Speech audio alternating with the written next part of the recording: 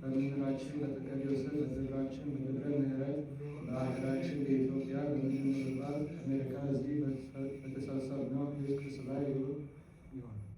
ምዕራፍ 5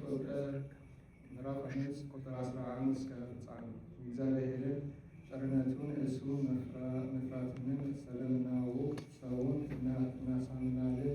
ለእግዚአብሔርስ እኛ የታወቅንበት እንዲሁ በልቡናችን እንደምንታወቅ እንደታምናለን።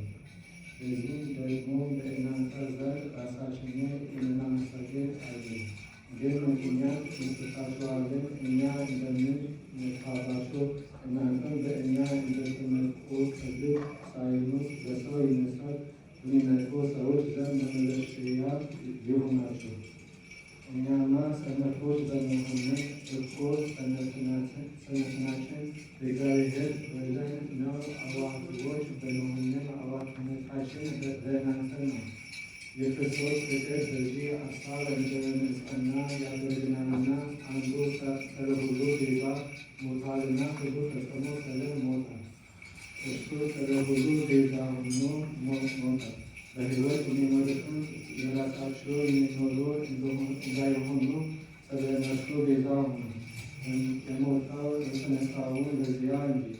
ዛሬ ግን በሥጋ የምናውቀው የለም፣ ክርስቶስን በሥጋ ብናውቀውም ከአሁን በኋላ ግን እንግዲህ የምናውቀው የለም። አሁንም የምናው ሁሉ በክርስቶስ ሐዘን የቀደመውን አለፈ፣ እነሆ ሁሉ አዲስ ሆነ። ነገር ግን ሁሉም በክርስቶስ በእርሱ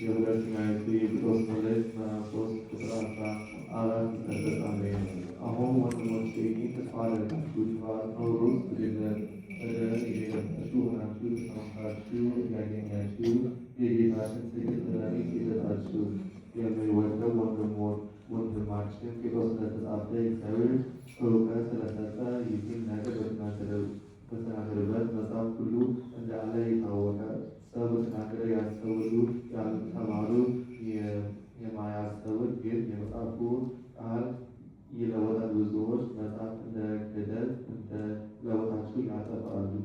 ወንድሞቻችን እናንተ እንዳስቀድማችሁ እውቀት በማይጠፋ ትምህርት እንዳትስቱ